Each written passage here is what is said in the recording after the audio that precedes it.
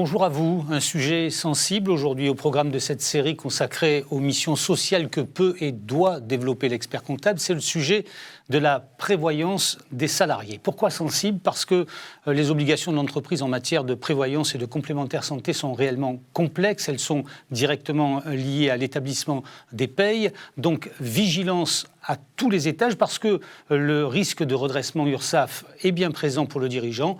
Donc voilà pour le contexte, on a joué à se faire peur, mais nous sommes entre de très bonnes mains puisque nous sommes avec Bruno Chrétien, le grand spécialiste de ces affaires sociales, président de Factoriel, président de l'Institut de la protection sociale. Bonjour Bruno. Bonjour.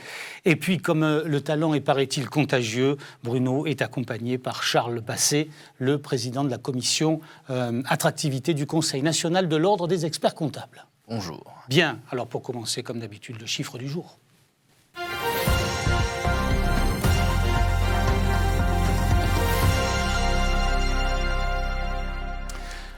Alors, ce chiffre du jour, 40 sur 20, pourquoi vous avez choisi ça ? Il y en a deux d'ailleurs. Oui, il y en a deux. Alors, ce n'est pas une note d'un bachelier qui vient de passer le bac. Voilà. Surperformé. Surperformé. Non, 40 sur 20, c'est le nombre de changements ayant trait à la protection sociale au sens des contrats santé. 40 changements législatifs en 20 ans. Donc, ça donne l'ampleur des changements. Charles, est-ce que vous êtes d'accord avec mon introduction un tantinet anxiogène ? La prévoyance santé et la complémentaire santé sont des sujets très complexes. Oui, les obligations des entreprises changent en permanence. Bruno vient d'en faire la preuve, notamment en termes de complémentaire santé et prévoyance. Ça constitue un sujet extrêmement complexe. Les entreprises doivent faire preuve d'une vigilance accrue pour éviter aux dirigeants un redressement social toujours possible. Or, avec le temps, malgré tous les discours qui tendent vers la simplification de la part de nos pouvoirs publics, les règles applicables aux entreprises deviennent de plus en plus compliquées. Donc les chefs d'entreprise sont un peu perdus. Il y a énormément d'exigences de forme. Oui, il y a des risques de redressement URSSAF qui sont lourds, plus graves encore, malgré différents textes sur le droit à l'erreur. On s'aperçoit que le respect du formalisme l'emporte bien souvent sur le fond. Alors non seulement les obligations sont complexes sur la forme, mais vous nous l'avez dit, elles changent au gré du vent ou des vents politiques. Est-ce que vous pouvez nous donner quelques illustrations de ces changements ? Voilà, alors pour situer un petit peu les choses, on a eu, alors quels que soient les gouvernements et le bord politique de ces gouvernements, sur ces 20 dernières années, je vais vous les lister. Il y a eu donc 8 changements sur la complémentaire santé solidaire, on en a eu 14 sur la notion de caractère responsable des contrats, 2 sur la lisibilité des contrats pour qu'ils soient plus faciles à comprendre. Il y en a eu 13 sur l'encadrement des contrats d'entreprise. Donc les collectifs, comme on le dit, a été fortement visé. Et puis 3 visant à une mesure qui était donc sous le quinquennat précédent, c'est-à-dire la généralisation de la complémentaire santé entreprise. Donc c'est ces 40 changements qu'on va trouver. L'obsession des pouvoirs publics est toujours la même. C'est, en quelque sorte, comment je peux diminuer le reste à charge. Comment on peut faire pour que la sécurité sociale, en fait, rembourse. C'est quand même ça le fil directeur. Il y a eu beaucoup de changements, vous êtes allé très fort, mais il y a quand même un fil directeur. Voilà, ce fil directeur, en fait, c'est pas vraiment de mieux rembourser, c'est que les soins soient mieux pris en charge, c'est vraiment de limiter la charge pour les dépenses publiques. On a un raisonnement assez comptable, en quelque sorte, de ces dépenses. Et donc, tout va être fait, par exemple, pour se dire il faut respecter telle ou telle condition pour que le dispositif soit déductible fiscalement ou socialement. L'ambition étant évidemment de comprimer les dépenses. Un changement tous les 6 mois, c'est ça à peu près, je faisais le calcul pendant que vous parliez. Alors, pardonnez-moi, mais c'est un peu comme pour la question des retraites. Est-ce que c'est vraiment le champ d'exercice de l'expert comptable ? C'est plutôt les assureurs. Que diable allez-vous faire dans cette drôle de galère ? Bien entendu, il n'est pas question qu'on se substitue à nos amis assureurs en vendant des contrats facultatifs. Notre principe d'indépendance et l'objectivité de nos conseils qui font notre valeur ajoutée. Par contre, notre rôle va avoir lieu en amont. On a un rôle, ça va consister à alerter principalement le client pour lui montrer que si l'entreprise ne respecte pas certaines obligations, il se met en danger et il a un risque de redressement URSSAF. Le rôle d'alerte, alerter, qui fait partie d'ailleurs intégralement de notre devoir et de notre obligation de conseil. Mais concrètement, qu'est-ce que vous devez identifier dans les obligations du dirigeant ? Le travail du cabinet, il va consister à identifier précisément les obligations à la charge de l'entreprise et de guider le client dans les solutions qu'il doit adopter, orienter le cas échéant vers les professionnels spécialisés, et notamment les assureurs. Alors ça, c'est le cadre général. Des exemples concrets ? Alors, par exemple, on peut voir la question de la santé. Avec le Covid, s'est posé évidemment une généralisation extrêmement importante de l'activité partielle. Comment sont traités les maintiens de garantie ?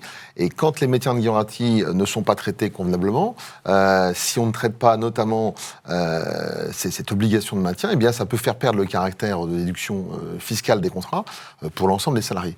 Donc voilà, une illustration. Le risque, c'est quoi ? Le redressement. Tout simplement. Donc ça veut dire que ça va être, on va considérer que ce n'est pas une cotisation déductible.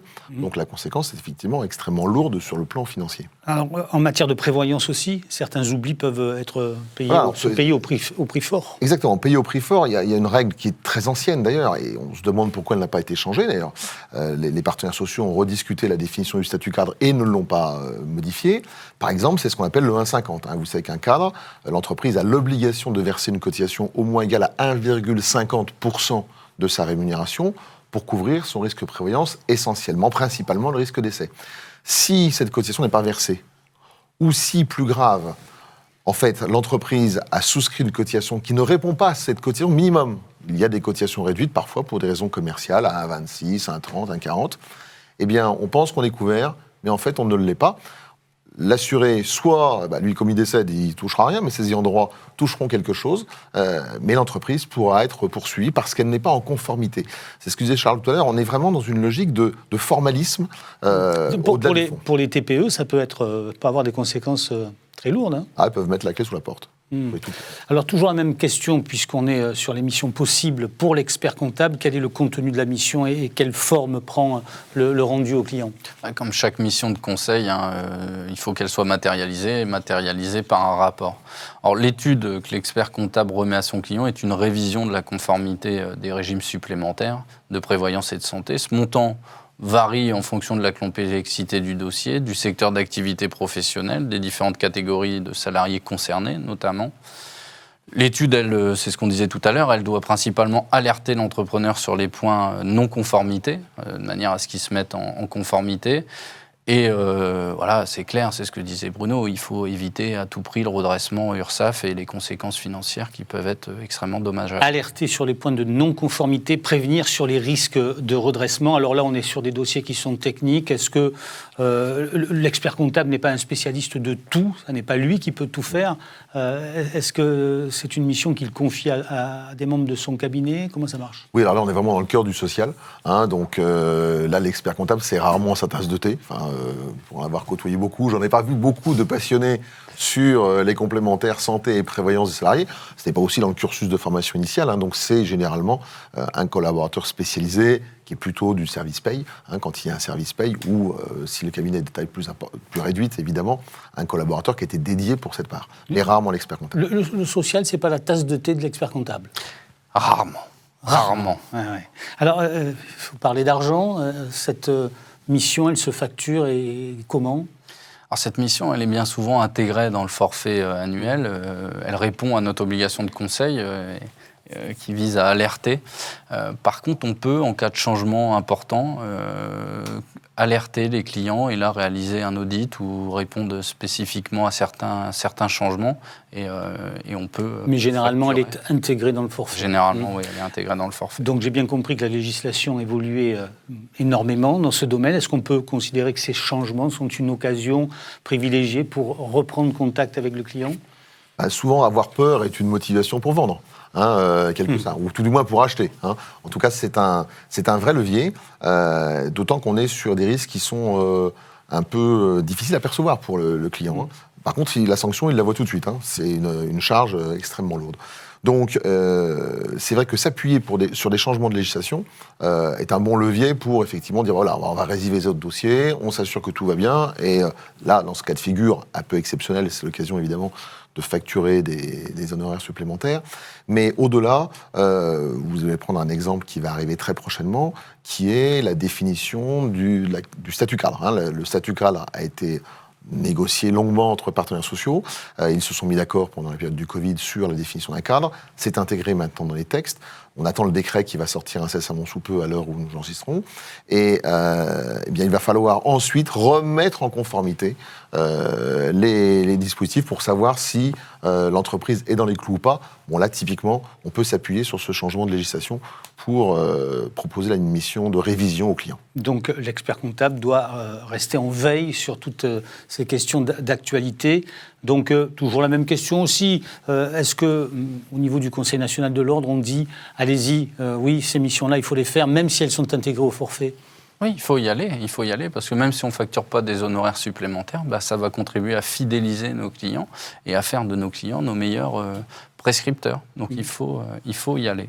Voilà ce qu'on pouvait dire sur l'émission Audit Prévoyance des salariés. Si vous voulez aller plus loin, vous pouvez appeler tous les permanents du Conseil national de l'ordre des experts comptables qui sont à votre service, mais vous pouvez aussi faire appel, pourquoi pas, à Bruno Chrétien qui sera ravi de vous accueillir et de lui aussi vous proposer ses missions, évidemment facturées, mais ça, c'est à vous de négocier avec lui. Bonne journée à toutes et à tous. Au revoir.